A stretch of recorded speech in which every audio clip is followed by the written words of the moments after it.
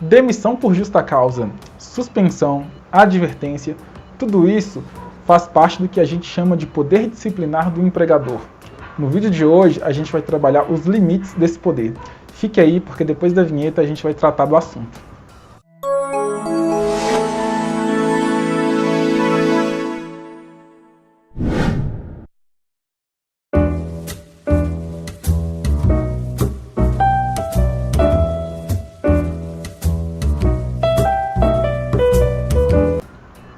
Em primeiro lugar, a gente tem que falar sobre o conceito de poder disciplinar do empregador.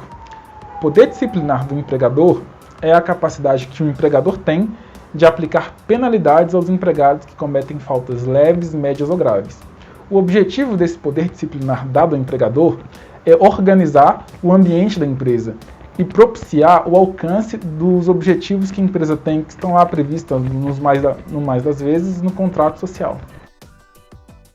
O poder disciplinar tem duas características que são importantes, e por isso eu vou citá-las aqui.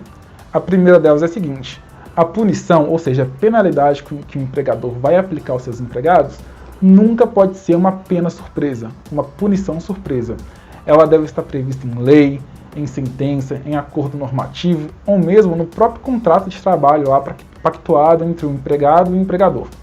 A segunda característica importante é que a penalidade nunca pode ser pecuniária, o empregado nunca pode receber multa, ele nunca pode pagar a empresa por ter cometido uma falta.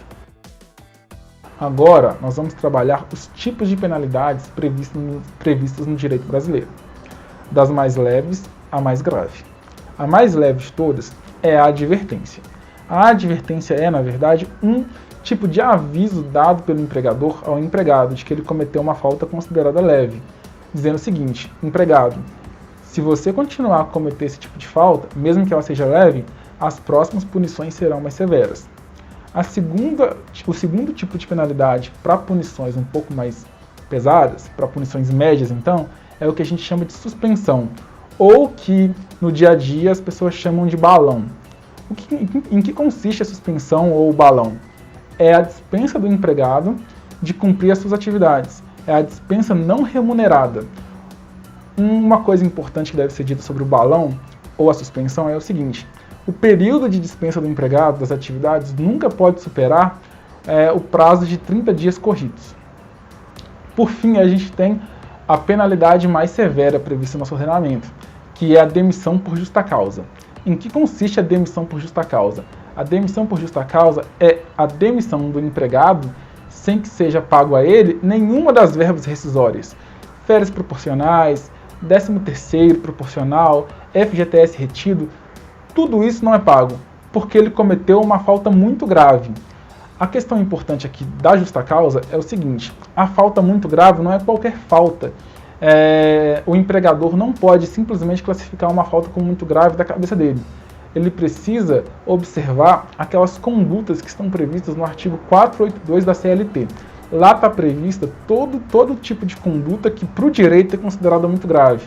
Um exemplo de conduta grave é chegar bêbado no trabalho com uma certa constância, ou, por exemplo, divulgar segredos da empresa para empresas concorrentes. E esse tipo de coisa, prevista em lei, que é considerada falta grave que motiva uma justa causa. Para terminar, vamos falar dos princípios que orientam a aplicação das penalidades. O primeiro princípio é o princípio da unicidade, ou seja, para cada falta do empregado, o empregador pode aplicar apenas uma penalidade. O segundo princípio é o princípio da atualidade, ou seja, o empregador tem que aplicar a penalidade correspondente à falta imediatamente, ou o mais breve possível. E aqui cabe uma observação: se o empregador demorar a aplicar a penalidade, ocorre o que a gente chama de perdão tácito. Depois de um certo tempo, ele não pode aplicar a penalidade mesmo que ele queira. E por fim, tem o princípio da proporcionalidade, que é o seguinte: a penalidade tem que ser proporcional à falta cometida.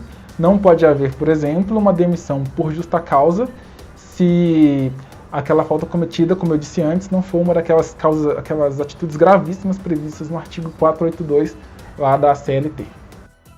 Então, pessoal, o vídeo de hoje fica por aqui.